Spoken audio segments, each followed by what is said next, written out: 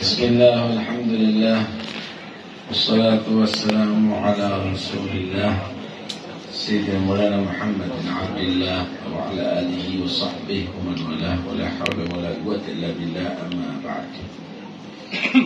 Yang kami hormati para habaib, para kiai, segenap keluarga almarhum Rahmatullah Al-Qayyum Habib Ahmad dan Tahir Ba'bud dan Habib Hussein bin Ahmad bin Tahir, Habib Hussein bin Alawi Ba'bud. Hadirin sekalian dan rahmati Allah Subhanahu wa ta'ala, banyak sekali acara haul. Sebenarnya acara haul ini dilakukan pertama dalam rangka ingin membalas bakti. Kalau anak buat haulnya orang tua ingin balas bakti kepada orang tua. Kalau murid membuat haul gurunya berarti ingin membalas budi daripada gurunya. Karena memang dalam bersyukur kepada Allah itu harus bersyukur kepada wasilah, perantara nikmat dari Allah. Kita ini yang menciptakan siapa? Allah. Tapi perantaranya untuk kita diciptakan siapa? Kedua orang tua kita. Karena itu Allah perintahkan anishkurli wali walidayk, syukur kepada aku dan syukur kepada ayah dan ibu kamu. Kita ini dapat ilmu dari siapa? Allah. Allah memberikan ilmu. Iqra bismi rabbikal ladzi khalaqal insana min 'alaq. Iqra wa rabbukal akram alladzi 'allama bil qalam. 'Allamal insana ma lam ya'lam. Siapa ngasih ilmu? Allah. Tapi perantaranya lewat siapa? Lewat guru. Kita mendapatkan buah mangga itu dari Allah. Perantaranya lewat pohon mangga. Lewat pohon. Kalau kepingin terus mendapatkan buah mangga dari Allah, bahkan mungkin lebih banyak, lebih lebat, rawat buah mangganya. Kalau kita ingin mendapatkan ilmu yang manfaat, bahkan bisa berkembang mendapatkan ilmu yang lainnya nantinya, maka hormati itu guru. Kalau kamu ingin mendapatkan ridha Allah Subhanahu wa ta'ala, bahkan lebih banyak pahalanya, maka baktilah kepada kedua orang tua. Begitulah aturan kita bersyukur kepada Allah. Karena itu Nabi menyatakan, man lam yashkurin nas lam yashkurillah. Orang yang tidak bisa bersyukur kepada manusia sebagai wasilah daripada nikmat tadi itu, sebagai perantara daripada nikmat, berarti dia tidak akan bisa mensyukuri pemberi nikmat yang sebenarnya, Allah Subhanahu wa ta'ala. Kedua, acara haul ini adalah untuk kita bisa menceritakan kebaikan orang sebelum kita. Kalau sudah diceritakan kebaikan, pertama kita doakan mereka karena sudah mereka mendahului kita. Yang kedua, kita bisa meniru kebaikan yang sudah dilakukan untuk kita jadikan tauladan hidup. Ya, mengingat orang yang baik itu penting. Mengingat orang yang sudah mendahului kita itu adalah ajaran. Walladzina ja'u min ba'dihim yaquluna rabbana ighfir lana wa li ikhwanina alladzina sabaquna bil iman. Itu ajaran. Enggak boleh dilupakan orang yang mati, Pak.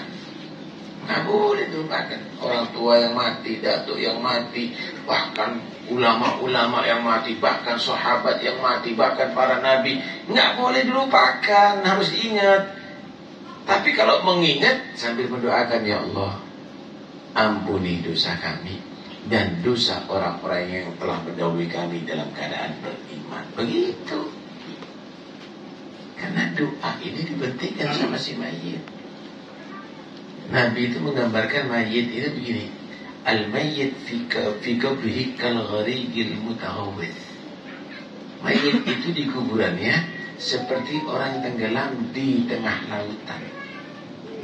Yantadir da'wata ahli wa asdiqaihi atau kama qala sallallahu alaihi wasallam. Yang ditunggu sama mayit itu adalah siapa mendoakan keluarganya, teman-temannya, mungkin muridnya. Orang yang kalau mau tenggelam di lautan ini ditunggu apa? Kabar buku kamu tambah maju, nggak tertarik. Dikasih kabar misalnya kamu tak kasih mobil yang paling mahal nih, BPKB-nya, nggak tertarik. Yang ditunggu apa? Kalau orang mau tenggelam, siapa di kapal yang masih peduli sama dia untuk menyelamatkan dia, ngentas dia. Begitulah juga orang dalam kubur. Mereka nggak peduli lagi dengan toko, dengan pabrik, dengan jabatan, dengan rumah mewah, dengan harta yang berlimpah. Yang ditunggu, mana anak-anakku yang masih peduli doakan aku? Mana cucu-cucuku yang masih peduli doakan aku? Mana teman-temanku, mana murid-muridku yang masih peduli doakan aku? Begitu. Karena itu jangan lupa doakan yang sudah meninggal dunia. Mereka itu butuh doa kamu. Apalagi anak awaladin salihin yad'ulah. Itu sangat dibutuhkan sama yang meninggal dunia. Saudara, memang orang hidup di atas dunia ini dua hal sebelum mati itu yang penting itu. Pertama, memperbanyak sanggup bekal untuk mati. Apa bekal untuk mati? Duit, gak laku di kubur. Emas perak, gak laku. Berlian, gak laku. Ya di atas dunia dolar itu punya nilai. Ya di atas dunia berlian emas itu punya nilai. Tapi kalau dalam kubur gak ada. Baru orang akan paham. Mahal benar bacaan Quran itu ya. Bernilai qiyamul lail, bernilai zikirnya kepada Allah Subhanahu wa taala. Karena itu sebelum mati harus banyak bekal untuk setelah mati, yaitu amal ibadah, sedekah kamu, qiyamul kamu, berjamaahnya kamu, zikirnya kamu, sholawatnya kamu, baca Al-Qur'annya kamu, perbanyak. Yang pertama. Kemudian sebelum mati, orang itu harus sudah mencetak anak-anak yang soleh, yang ketika mati mendoakan dia. Begitu. Masya Allah. Anak-anak yang soleh penting, saudara. Nah, coba jangan ribut.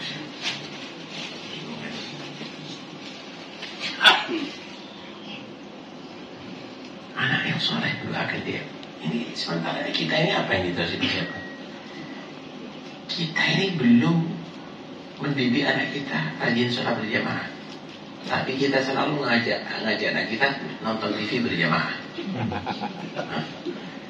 Kita ini kadang-kadang punya waktu liburan anak kita, nggak pernah kita ajak ziarah kepada orang-orang soleh itu, doakan untuk dikenalkan kepada anak kita, baik itu yang masih hidup maupun sudah meninggal dunia. Enggak. Kalau sudah liburan ke taman safari, ziarah baju, ziarah teh. Nah itu jangan kaget kalau anaknya akhlaknya seperti binatang, nggak seperti orang-orang soleh nantinya. Karena kita kenalkan anak kita kepada mereka. Kita ini nggak pernah mendidik anak kita seperti orang dulu. Orang dulu itu sebelum maghrib udah di rumah baca hadis, baca kitab, maghrib sholat berjamaah, baca Quran, hizib, yasin, waqiah, tabarak, dibaca, sholat isya berjamaah, makan. Setelah itu mereka tidur. Kemudian malam dia mulai berjamaah. Habis sholat subuh berjamaah masih wirid, sholat isyraq. Begitu orang-orang dulu sholat tidak pernah. Kalau orang dulu itu, orang tua itu tidak memulai takbiratul ihram anaknya kecuali sudah komplit. Kemudian anak dituntun, berjamaah dituntun, hadir majelis dituntun. Ini jangan-jangan bapaknya di majelis, anaknya ada di kafe. Nah, mikir kadang-kadang. Padahal kita ini tugasnya sebelum mati adalah mencetak anak-anak yang soleh, yang nanti manfaat kalau kita mati doakan kita. Jangan nanti bapaknya mati warisan direbutkan, tukaran satu keluarga. Jangan nanti bapaknya mati atau ibunya mati bukan amal soleh, tapi pertikaian yang ada, fitnah jadinya. Inilah tugas orang yang hidup. Nah, diadakan hal ini untuk kita sebutkan kebaikan-kebaikan daripada orang meninggal dunia, untuk ditiru, untuk ditiru. Sudah, orang itu kalau normal, kalau diceritakan makanan yang lezat, ingin merasakan, itu normal.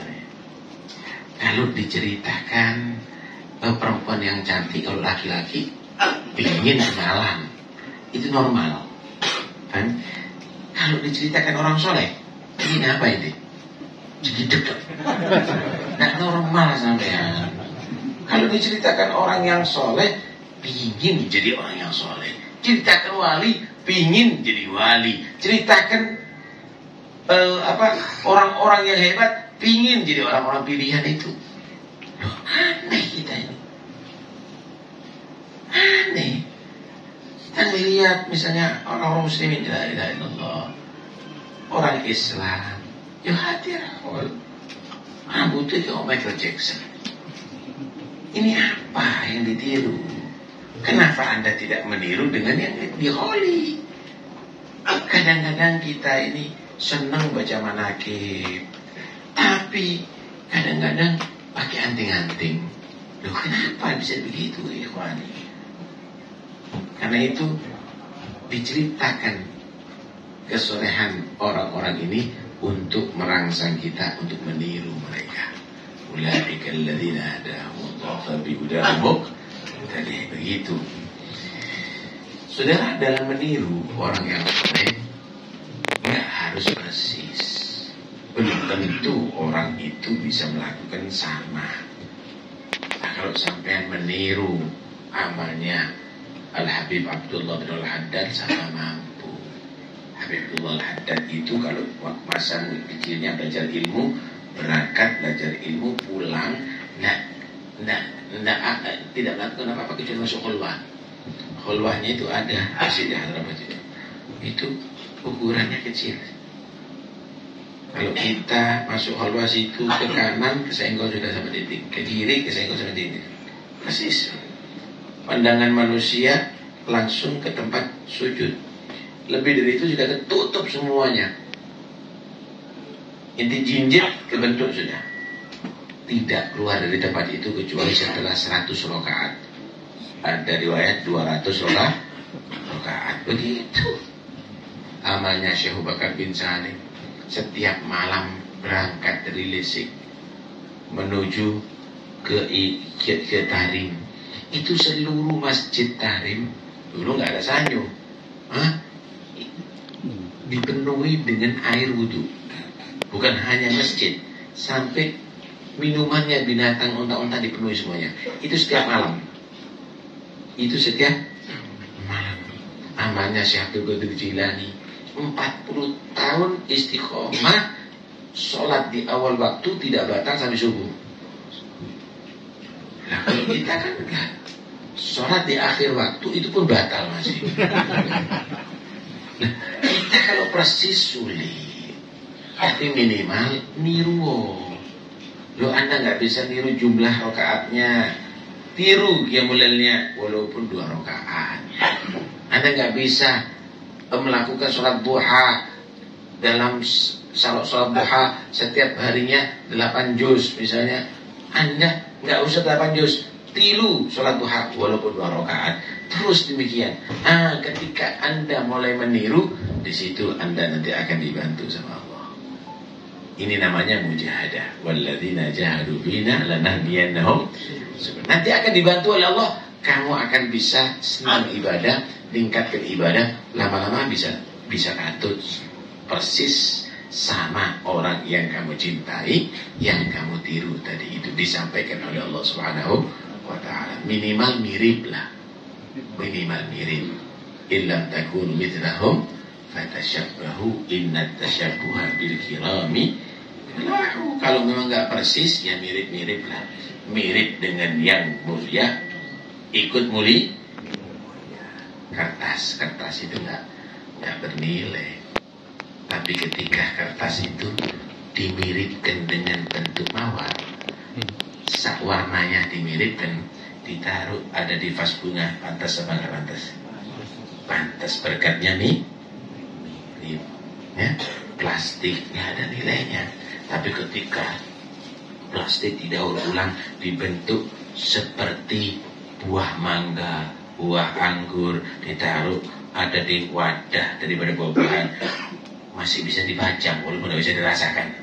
Berkatnya nih mirip lah. Kulo kalau sampean kertas plastik mirip orang yang soleh.